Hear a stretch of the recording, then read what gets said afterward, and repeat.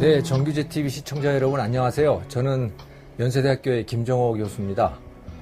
오늘 이 땅은 사유재산이다라고 하는 이 책 말이죠. 여러분 지난번에 두 번에 걸쳐서 소개를 해드렸습니다만은 이제 오늘부터 본격적으로 이 책을 가지고 강의를 시작하겠습니다. 오늘은 1장과 2장인데요. 제 1장은 뭐 몇 페이지 안 됩니다. 1장 제목은 한국의 땅은 사유재산인가 라고 하는 제목이고 2장은 부족할수록 사유케 하라. 사유라고 이때 사유는 당연히 아시겠죠. 사유재산으로 만들어라 그런 얘기입니다. 부족할수록 사유재산으로 만드는 것이 좋다 그런 이야기인데요. 그럼 1장 이야기는요.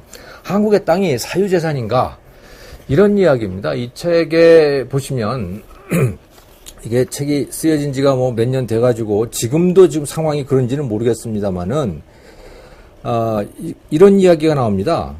파주에 150만 평짜리 땅을 갖고 있는 아무개 씨가 계십니다. 이분이 150만 평 땅을 갖고 있으면 뭐 어마어마하지 않겠습니까?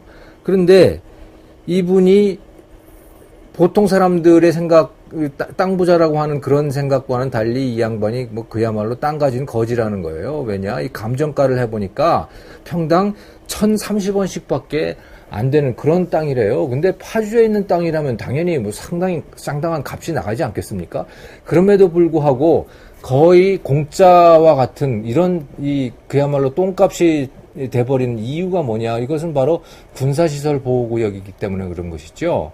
그러니까 이 어마어마한 넓이의 땅에다가 그냥 그 대한민국 국방부가 그냥 여기를 군사시설 보호구역으로 그냥 지정을 해버린 겁니다.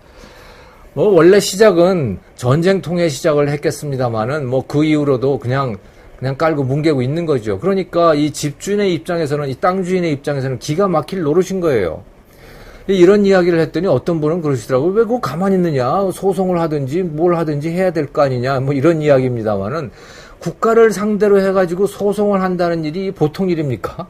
예, 개인끼리 소송하는 것도 쉬운 일이 아닌데 국가를 상대로 해가지고 소송을 하는 건 이거 아마 거의 이기기 힘들 거예요. 그러니까 변호사도 얼마나 찾아가 봤겠습니까? 근데 가봐야 이거 해봐야 괜히 그냥 비용만 들이고 안 됩니다. 그러니까 분명히 그냥 체념을 하고 있었겠지요. 그러니까 우리나라의 사유재산의 상태라고 하는 게 거의 이런 상태다라고 하는 거죠. 그러니까 국가는 이 개인의 국민들의 한 사람 한 사람의 이 사유재산이라고 하는 걸 아주 우습게 보고 있는 거예요. 근데 만약에 말이죠. 시민들 간에 이런 일이 있었다 그러면 어떻게 되겠습니까?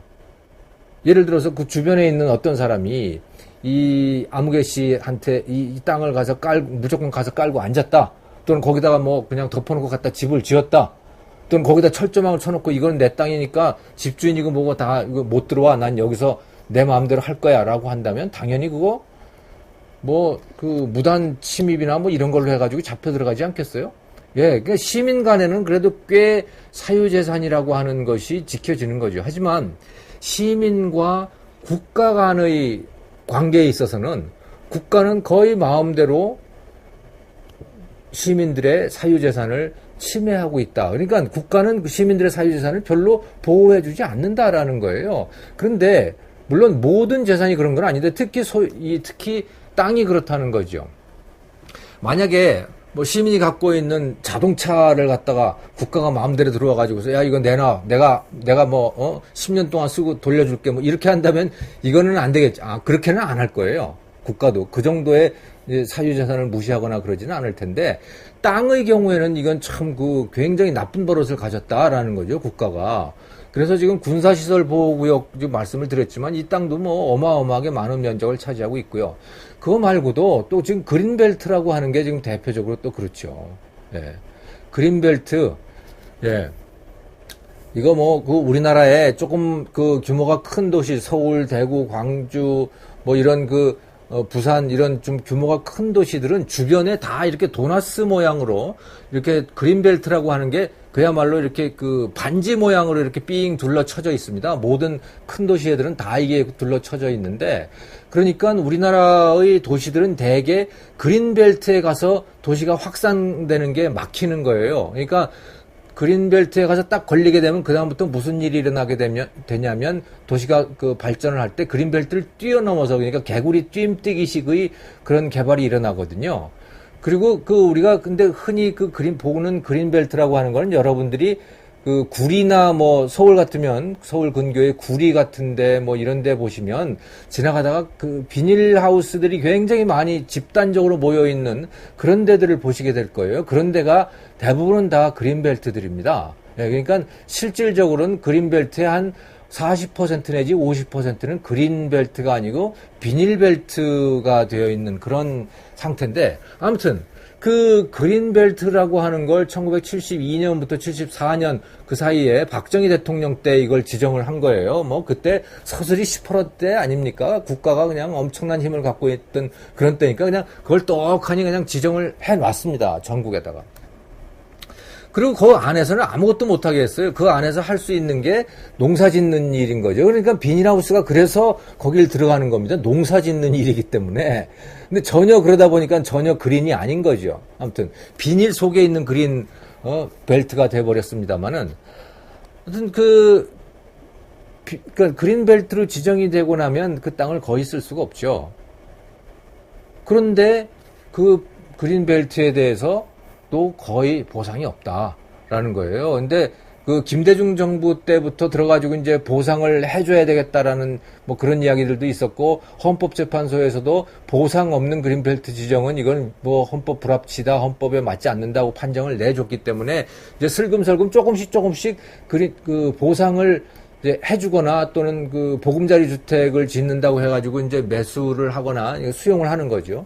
그렇게 해가지고 실질적으로는 보상이 조금씩 되고 있습니다만은, 사실은 말이죠. 생각을 해보면 그 보상의 기준이 뭐야라는 것에 대해서, 보상의 기준이 뭐냐.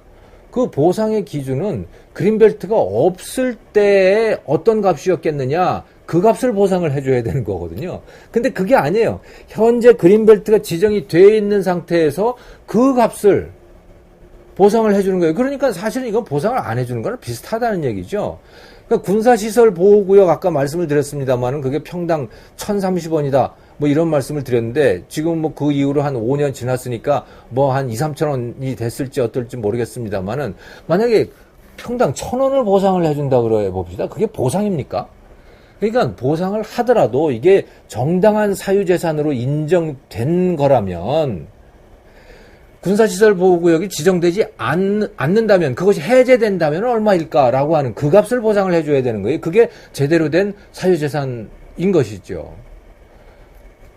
그린벨트 역시 마찬가지고요. 또 지금 문제가 되는 게, 크게 문제가 되고 있는 것이 또 그 미집행 도시계획시설이라고 하는 거죠. 그러니까 전국적으로 보면 그 엄청나게 수억 평의 도시계획시설들이 지정이 되어 있습니다. 도로 부지로 되어 있고, 무슨 뭐 공원 부지로 묶여 있고, 그런 땅들이 굉장히 많아요. 이것은 일제 때부터, 일제 강점기 때, 그러니까 우리나라의 도시계획이 시작되던 그때 있지 않습니까? 일제 강점기 때부터 공원 용지라든가 무슨 도로 용지라든가 이런 걸로 지정되어 있는 땅들이 전국에 그냥 산재해 있습니다. 이 땅으로 지정이 되면 뭐 꼼짝고 딸싹 못하죠. 그건 뭐 아무것도 못합니다.